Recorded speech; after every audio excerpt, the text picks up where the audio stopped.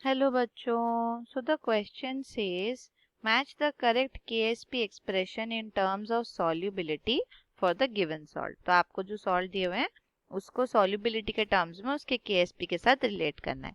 Column 1 में आपके पास है calcium phosphate Hg2I2, chromium hydroxide और CaF2, राइट। और कॉलम 2 में है आपके पास 4s³ 27s to the power 4, 108s to the power 5 और 16s4। तो इसको करने से पहले हम छोटा सा इसके की कंसेप्ट को देख लेते हैं। और की कंसेप्ट में आपको समझना है कि KSP और S एक्चुअली रिलेटेड कैसे हैं। तो KSP क्या है? It is the product of ions concentration in solution. तो आप जो भी सॉल्ट लेते हैं उसको जैसे ही आप सोल्यूशन में डिसॉल्व करते हैं तो वो अपने इंडिविजुअल आयंस कैटायन और एनायन में चले जाएंगे। तो उनके कंसंट्रेशन का जो प्रोडक्ट लेंगे आप उसको ही KSP बोलते हैं।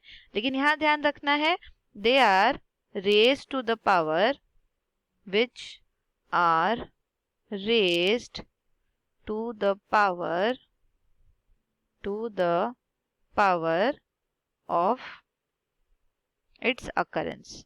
तो वो जितने बार अकर करता है उसके पावर को वो रेज कर देता है। कौन? KSP। ठीक है। अब यहाँ पे ध्यान क्या रखना है, जब हम सॉल्युबिलिटी यूज कर रहे हैं, सॉल्युबिलिटी तो वो क्या होता है, आपके कंसंट्रेशन ऑफ आयंस को बताता है।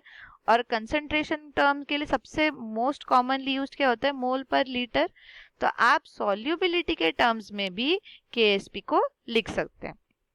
तो सपोज आपके पास एक सॉल्ट है जिसका है AX और BY टर्म। ठीक है, तो इसको आप ब्रेक करते हैं तो इसका जो कैटायन बनेगा वो बनेगा ये, और जो एनायन बनेगा वो बनेगा ये।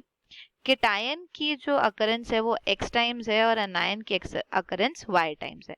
तो अगर आप इनके सॉल्युबिलिटी या इनके कंसंट्रेशन के बारे में बताएंगे तो आप लिख सकते हैं this is XS times and this is YS times. तो इसी हिसाब से अगर आप इसके लिए KSP डिफाइन करते हैं, याद रखेंगे यहाँ जो S है ये मोल पर लीटर में। ठीक है, okay.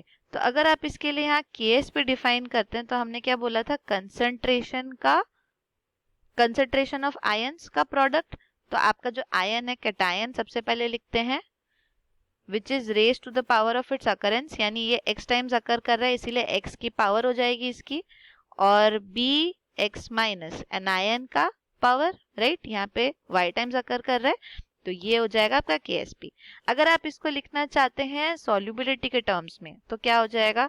This is XS raise to the power X and this is YS raise to the power Y।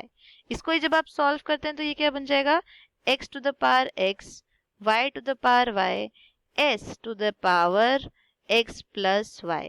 ये बन जाएगा आपका टर्म KSP का फॉर्मूला। तो अब इसी की हेल्प से हम सॉल्व करते हैं हमारे सारे क्वेश्चंस। तो एक एक करके कॉलम 1 में जो है उन सभी के लिए हम KSP फाइंड आउट करते हैं। तो सबसे पहले आपको दिया हुआ है calcium phosphate Ca3PO4 whole twice. जब हम इसे ब्रेक करते हैं तो आपके पास मिलेंगे कैल्शियम आयंस और फॉस्फेट आयंस PO4 3-। कैल्शियम के मिलेंगे आपको 3 मोल और फॉस्फेट के मिलेंगे आपको 2 मोल। तो अकॉर्डिंगली इसकी सॉल्युबिलिटी हो जाएगी 3s और फॉस्फेट की हो जाएगी 2s। तो अगर आप इसके लिए KSP डिफाइन करते हैं तो यहाँ पे KSP डिफाइन करते हैं, इसके लिए क्या हो जाएगा? KSP is equals to X to the power S बोल रहे थे, X टर्म यहाँ पे 3 है तो this is 3 to the power 3, 2 to the power 2 and S to the power 3 plus 2। तो इसको सॉल्व करेंगे इस पार्ट को तो this becomes 108 S raise to the power 5, 3 plus 2 is 5, right. तो ये हो जाएगा आपका KSP फॉर कैल्शियम फॉस्फेट। वैसे ही सेकंड के लिए सॉल्व करते हैं। सेकंड में आपको दिया हुआ है Hg2I2। अगर आप इसको डिसॉल्व करते हैं तो आपके पास दो आयंस मिलेंगे Hg2 raise to the power 2 plus, right. तो ये इसका कैटायन होता है, मर्क्यूरी का कैटायन। और I की पावर कितना हो जाएगा? -1 ये होता है उसकी वैलेंसी के अकॉर्डिंग। और यहाँ पे इसके बनेंगे 2 आयंस और इसके बनेगा एक ही आयन। तो अगर इसका एक आयन है तो इसीलिए इसका सॉल्युबिलिटी कितना हो जाएगा? इसकी सॉल्युबिलिटी हो जाएगी S और इसकी हो जाएगी 2s, राइट। तो अब इसके लिए KSP लिखते हैं। तो इसके लिए KSP लिखते हैं, हमको क्या मिलता है, KSP इज इक्वल्स टू, हमने बोला x raise to the power x, तो यहाँ x है 1 raise to the power 1, y है 2 रेज टू द पावर 2 और s raise to the power x plus y यानी 1 प्लस 2। तो इसको सॉल्व करेंगे, ये हो जाएगा 4s³। Alright, okay. Next question आपको दिया हुआ है chromium hydroxide CrOH whole thrice. इसको जब हम सॉल्व करेंगे तो ये आयन देगा क्रोमियम 3+ और OH माइनस आयन। क्रोमियम का आपके पास 1 ही मोल बनेगा और ऑक्साइड का, हाइड्रोक्साइड का आपका 3 बनेगा। तो इसका हो जाएगा 1s टाइप और ये हो जाएगा 3s सॉल्युबिलिटी। तो अब इसके लिए KSP सॉल्व करते हैं अगेन। तो KSP का फॉर्मूला क्या हो रहा था आपका, x to the power x यानी 1 to the power 1, y to the power y यानी 3 टू द पावर 3 और s to the power x plus y यानी 1 प्लस 3। तो इसको सॉल्व करेंगे, ये बन जाएगा 27 और s to the power 4, right, ये हो गया।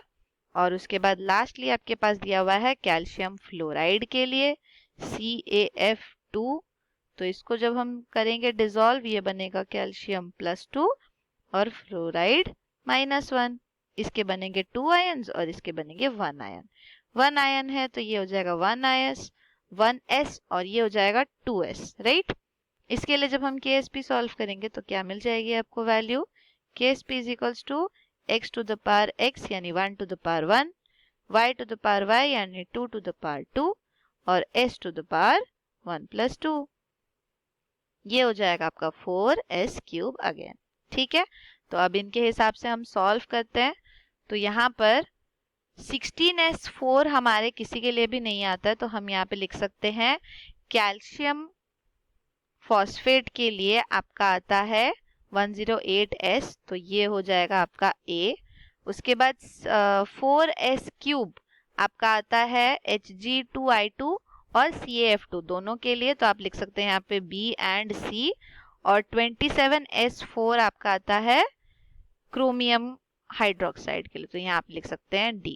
तो करेक्ट ऑप्शन यहाँ पे आंसर क्या हो जाएगा आपका, यहाँ आंसर लिख लेते हैं साइड में, हो जाएगा P के लिए B एंड C, उसके बाद Q के लिए हो जाएगा D एंड R का करेक्ट मैच है A। This is your correct answer. तो 16s4 अनफॉर्चुनेटली किसी के लिए नहीं है, बाकी सारे ऑप्शंस आप मार्क कर सकते हैं। So hope you understood it well. Thank you.